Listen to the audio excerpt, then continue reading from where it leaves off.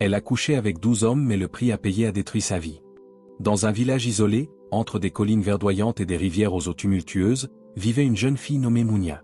Depuis la tragique disparition de ses parents dans un accident de voiture, elle avait dû se débrouiller seule. Ses journées étaient rythmées par la vente de légumes qu'elle cultivait dans un petit lopin de terre, héritage de sa famille. Bien qu'elle fût déterminée et courageuse, la vie de Mounia était loin d'être facile. Le vent froid du matin pénétrait son manteau usé, et la faim souvent venait se mêler à sa fatigue. Chaque soir, elle s'endormait sur un vieux matelas, ses rêves peuplés de paysages luxueux et d'une vie meilleure, loin de la misère qu'elle connaissait. Mounia se sentait oubliée par le monde. Les jeunes filles de son âge sur les réseaux sociaux semblaient vivre dans un autre univers. Elles portaient des vêtements chers, voyageaient dans des endroits paradisiaques, et vivaient des vies dorées. Mounia rêvait de cela, de cette existence, où la beauté, le luxe et la richesse semblaient à portée de main. Mais sa réalité était tout autre, faite de froid, de solitude et d'un quotidien qu'elle n'avait plus la force de supporter. Un jour, alors qu'elle se rendait à un marché lointain pour vendre son dernier panier de légumes, elle entendit des rumeurs sur un vieux marabout nommé Ibrahim, un homme redouté et respecté dans toute la région. Ibrahim était connu pour ses pouvoirs mystérieux, pour sa capacité à changer le destin des gens, pour son savoir caché dans les profondeurs de la spiritualité et de l'occultisme. Les habitants du village racontaient qu'il avait aidé de nombreuses personnes à sortir de la pauvreté, mais qu'il exigeait toujours quelque chose en retour. Ses services étaient chers et imprévisibles, mais à ce moment-là, Mounia n'avait plus rien à perdre. Un matin brumeux, elle décida de quitter son village et de se rendre chez Ibrahim. Elle marcha pendant des heures à travers la forêt, ses pieds s'enfonçant dans la boue, l'espoir battant fort dans son cœur. Après un long périple, elle arriva enfin devant une petite maison en ruine, encadrée par des arbres tordus et des plantes exubérantes. L'air y était lourd, presque suffocant. Un homme âgé, au regard perçant, se tenait devant elle, ses bras croisés. Mounia sentit un frisson parcourir son échine, mais son désir de changer de vie l'emportait sur la peur. Ibrahim la scruta en silence avant de parler d'une voix rauque. « Tu cherches quelque chose que tu ne peux pas trouver seul. Tu veux briller, n'est-ce pas? Une vie de luxe, de beauté, de pouvoir. Tout ce que tu vois sur Instagram. Mais rien ne se donne sans prix. » Mounia, les yeux pleins d'espoir et de désespoir à la fois, répondit d'une voix tremblante. « Oui, je veux tout ça.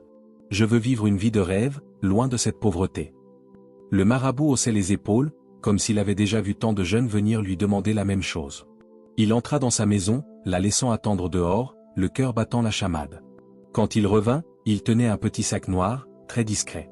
Il le tendit à Mounia. « Voici ce que tu dois faire. Il y a 2 préservatifs, chacun attaché avec un fil rouge. Chaque fois que tu coucheras avec un homme riche, remplace son préservatif par l'un de ceux-ci. Leur semence, imprégnée de ce rituel, activera ta richesse. Ramène-les-moi après chaque échange, et tu deviendras plus riche que tu ne l'as jamais imaginé. » Mounia n'osait pas poser de questions. La peur et l'excitation se mêlaient en elle.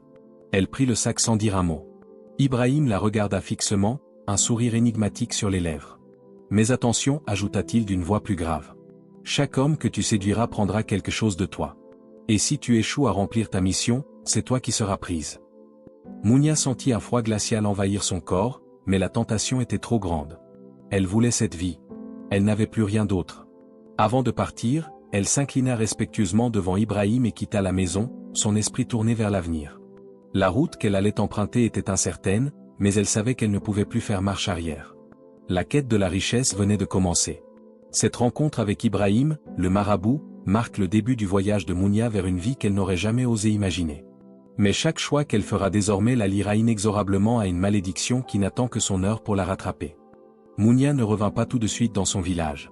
Elle savait que, pour que le rituel fonctionne, elle devait devenir une autre personne, quelqu'un qui pouvait approcher des hommes riches et puissants.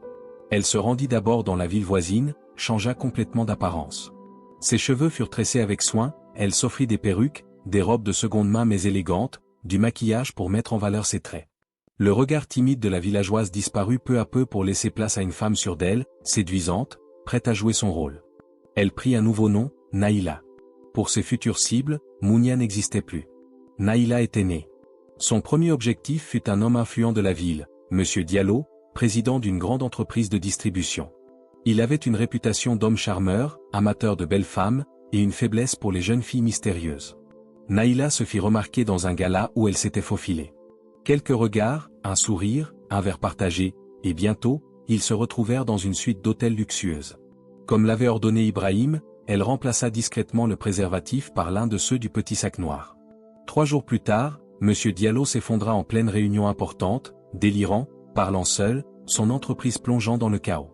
Naïla, elle, remarqua que le lendemain même, son compte bancaire, qu'elle croyait presque vide, venait de recevoir une somme considérable d'argent d'origine inconnue.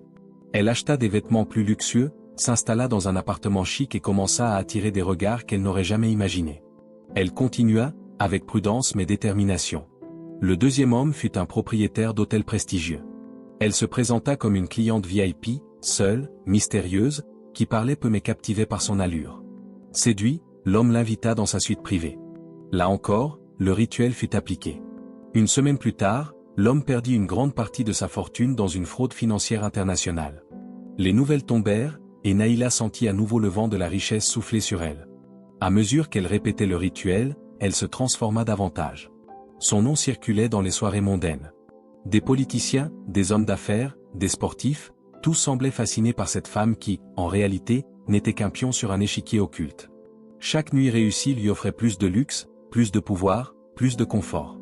Mais à chaque fois, quelque chose en elle semblait s'affaiblir. Des nuits sans sommeil, des rêves étranges de serpents, des murmures dans l'obscurité, des sensations glaciales quand elle se regardait dans le miroir. Pourtant, l'ivresse de la richesse étouffait ses peurs. Naïla montait en puissance, et rien ne semblait pouvoir arrêter son ascension. Pas encore. Les mois passaient, et Naïla semblait intouchable.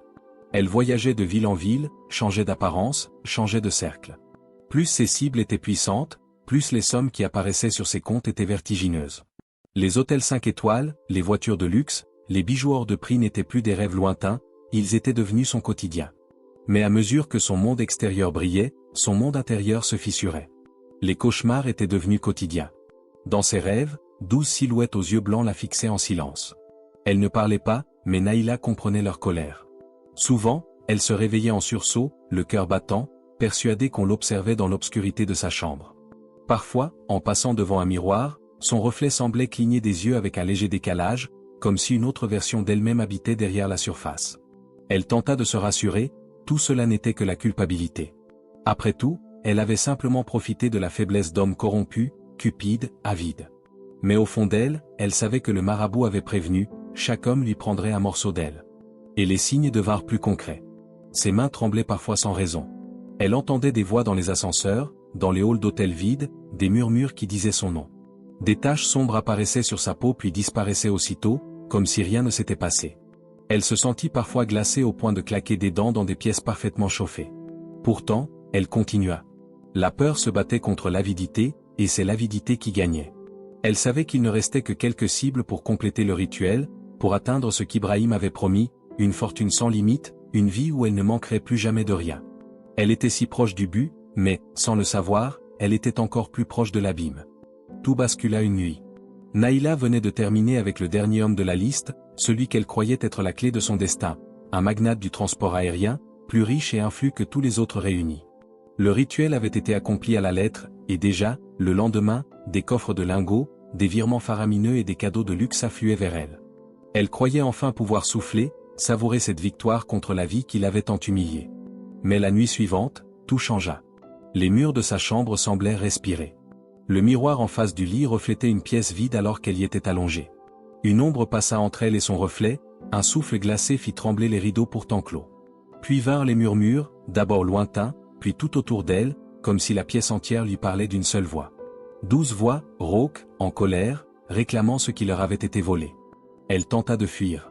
Dans les couloirs de son appartement, les lumières vacillaient. Elle prit sa voiture, roula toute la nuit jusqu'au village où vivait Ibrahim. Mais lorsqu'elle arriva, il ne restait de sa maison qu'un tas de cendres fumantes. Un vieillard du village lui dit que le marabout était mort la semaine précédente, dans des circonstances mystérieuses. Naïla sentit le sol se dérober sous ses pieds. Les jours suivants furent un calvaire. Son argent disparut des comptes comme par magie, ses propriétés furent revendues sans qu'elle comprenne comment, ses traits se déformaient, comme rongés de l'intérieur. Sa peau se tacha, ses yeux devinrent troubles, sa voix finit par s'éteindre. Ceux qui l'avaient adulée ne la reconnaissaient plus. Elle n'était plus qu'une silhouette errante, mendiant pour un repas, hantée par les ombres de ceux qu'elle avait détruits. Et dans le silence de ces nuits sans sommeil, les 12 voix revenaient toujours, chuchotant la même phrase, « Ce qui est volé revient pour tout prendre ».